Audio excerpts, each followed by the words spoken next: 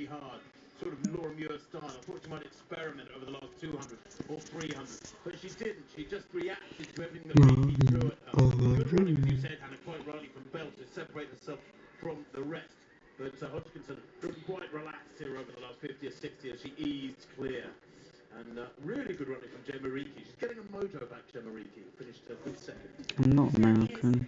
Gemma Riki, 4th place in the Olympics in 2021 and didn't move on last year. It was a very frustrating year for her to make the final at the World Championships.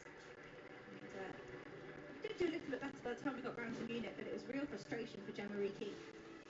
That is the best race, I think, for Gemma Riki since the 2021 season. Somehow, and short the rain's on its way, isn't it, Tim? You can just sense the heavens could open again here in Manchester with just one event left to go. I can smell it. I can smell the rain. It's almost like when somebody's just cut the grass. You get that really strong smell. Stadium record for Keely Hodgkinson takes the mark from Abby Caldwell, who ran that at the Manchester BMC here. And a brilliant record of 1:58.92 for Caldwell, taken by Keely Hodgkinson.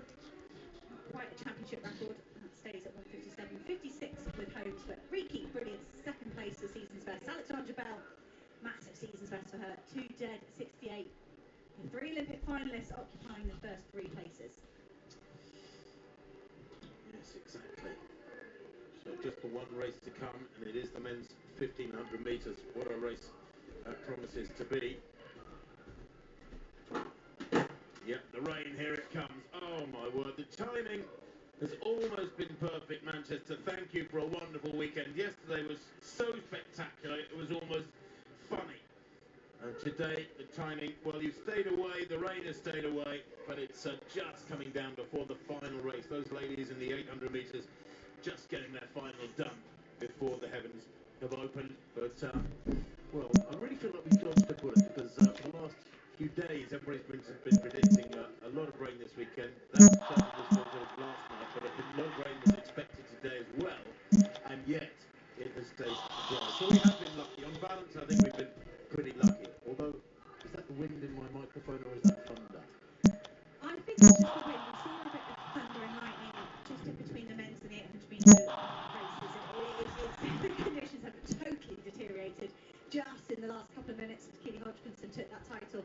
But if there was going to be a race where the conditions deteriorated, I'm okay with this one. We've got 4 men down here with the World Championship qualifying mark already. Elliot Giles, Neil Gawley, apologies, well, I'm trying to find the rest of them. Matt Stonia as well, he's got the qualifying time, so they need to thrash it out to find 2 of them. George Mills, the 4th, has that World Championship qualifying mark at 1:34.2. So this was always going to be a tactical affair. It's always going to be down to that rather than a time trial. But and I sometimes think when you got someone that was going to front run and they're stood on the start line right now, getting absolutely lashed in the face with rain, surely any conviction, any ambition to front run is just going to be blown away.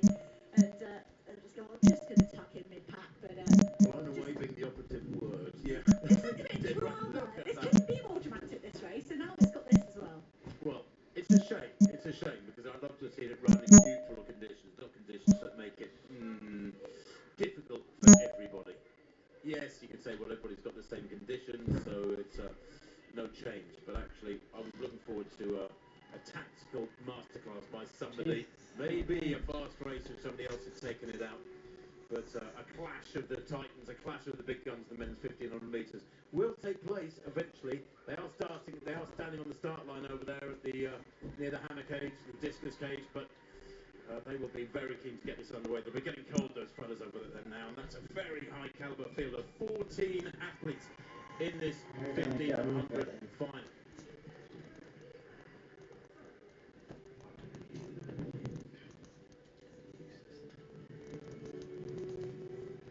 Well, the wind is blowing our papers all over the place here in our commentary position, or it's trying to anyway. Goodness me. The athletes are lined up and ready to go.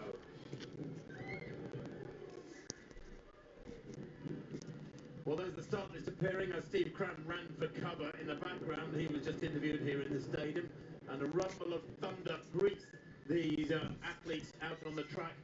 He 14 athletes, and because one or two got put in after falling in the heats. Neil Gurley amongst the favourites. Piers Copeland could cause a surprise here. The probably Rodents athlete. Look for Matt Stonia to go well here, coached by Chris McGeorge. No. Of course, George Mills, a 3:33 performer these days, has a great chance of making the first three here. But it is going to be a real lottery, this race now, as Keely Hodkinson there runs across the track for cover. Goodness me. James Hennigan, Welsh international, 3:40 performer, one of the outsiders here in every sense of the word. George Mills, 3:33, he ran just recently. He's in fabulous form, the second in the UK indoors earlier on this year. Tom Keane, second in the UK indoors back in 2020, the Cambridge and Coleridge man. He's a 3:38 performer this year. Billiard, well, Tyler Billiard, English under-23 champion this year from Great Yarmouth, 3:42, that's all. Elson, Callum Elson, cross-country international for Cambridge and Coleridge man, 3:38 performer. Young, James Young, English champion back in 2021, first in the English championship, the Morton Harrier. Copeland, Piers Copeland, he's only 24, the UK indoor champion back in 2022, he's a massive talent. Kieran Riley, third in the English 5,000 earlier on this year.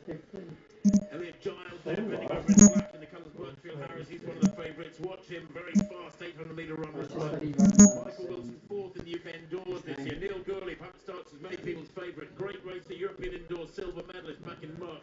James Gorley, personal best this year in the green there. Matt Stonia, a 3:52 miler. Invicta East Kent athlete. He's in very good form indeed, is Stonia. And Adam Fogg, to the right of picture, fresh from a 3:35 personal best in a continental meeting just a week or so back. Probably could either Harriet the inside to the right of picture. Might have to start fast if you avoid getting boxed. It's just taking at the time. So away they go as the wind gusts around our commentary position here, high above the finish line, and they set off a pretty healthy tempo. Neil Gurley doesn't want to lead, but he wants to be on the shoulder of somebody in the lead, and the same as Elliot Giles. They're all just jousting for position there. Coming around the outside is Mills. He's a little bit fed up with the way this is going, and it's almost like a cycling race with somebody coming from the rear, moving around the outside.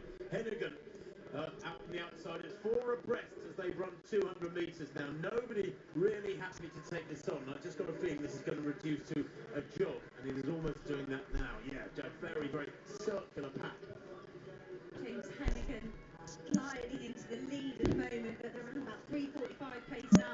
45 seconds to the first 300 metres, but it's really slowed. It was a sprint for the first 150 metres just to jostle for position, and now they've settled right down. Three of the favourites, Mills, Gorley, Giles, well placed. Matt Stonia in the red from Mr. East Kent best, tucked on the inside. He does love a late kick, Matt Stonia, but it's fine margins in a field like this. We've seen people miss the break over some of these endurance races, and Matt Stonia slightly off the pace at the moment. So 62.46 at 400, it slowed dramatically. The bell with the 300 point was reached in 45, then it slowed 62.4 at 400. It's still anybody's race, everybody watching each other. It's like a game of chess, this. Nobody prepared to commit to kick hard. Will somebody lose patience? You can see Elliot Giles there, right in the middle in the black of Birchfield Harris, a little bit frustrated because he's badly boxed at the moment. And if Copeland picks up and kicks hard here, there'd be a massive panic in that pack, and somebody would probably go down, but he doesn't want to. Hennigan there from Pontypridd with his teammate Copeland on the outside. I wonder if this is a game plan from there, and I doubt it, but Hennigan looks a reluctant leader as they come round toward 2 laps to go. Still, nobody has committed, and Gurley in third place and boxed at the moment on the inside. The rain lashing down here in Manchester. They hit 800 metres, 2:09, so slow. And the drama for me in this race, Josh Kerr, the Olympic medalist, surely going to be selected for the British team. The first two across the line here with the qualifying time go. Two men are going to miss out at least today. They have the qualifying mark, but if they don't finish in the top two, they're not going to Budapest. It's high stakes and they're jogging. More dramatic. There's going to be some finely tuned tactics as we near into the last 500 metres. It's going to be incredible burn up. Elliot Giles just gliding around the outside. Mills hits the front then. He looks hungry for it for the last 150 metres. Giles on his shoulder, Hennigan on the inside. Fogg coming down the outside. Where's Gurley? He's still boxed. Gurley not in a good place at the moment. They hit the bell, 2:53. It's been desperately slow. Goodness me. Into the final lap then. Mills leading. His dad will be watching. this one, heart in his mouth. Fogg in second, Giles in third, Hennigan in fourth, Gawley in fifth. Still running to come from Stonia in sixth place in the red. Mills finding room on the inside there. That was a cheeky move, and Fogg letting athletes come past him on either side. 200 metres to run. Giles in second place has that 1:43 800 metre speed to bring to the battle if it's needed. Gurley now still boxed, but with a little bit more running in his legs to come. Stonia around the outside has the speed. Now Giles hits top gear. Mills on the inside. And he shouldn't have let him through there. Just stayed on the inside. Gets in front and smiles as he crosses the line to take it by 2 metres.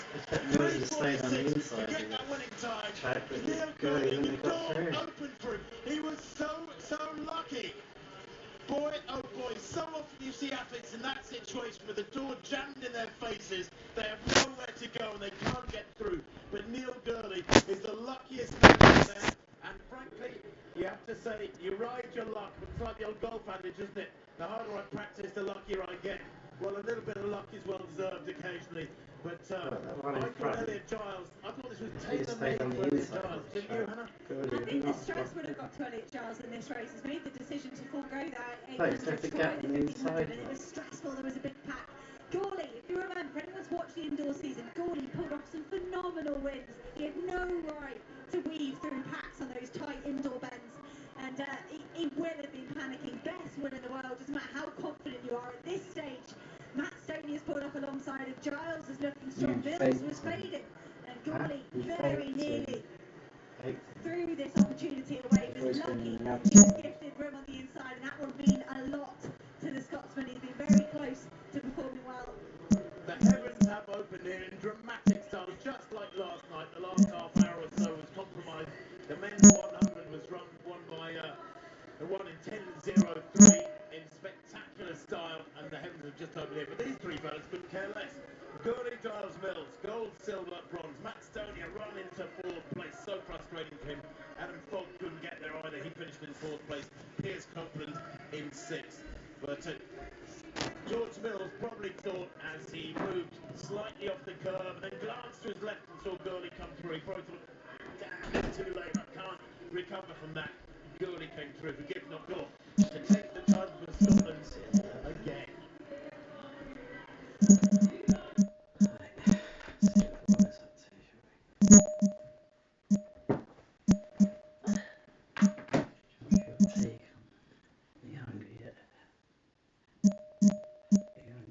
No, but I am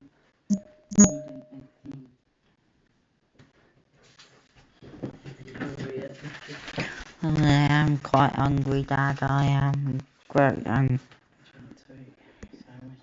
Yeah. Yeah.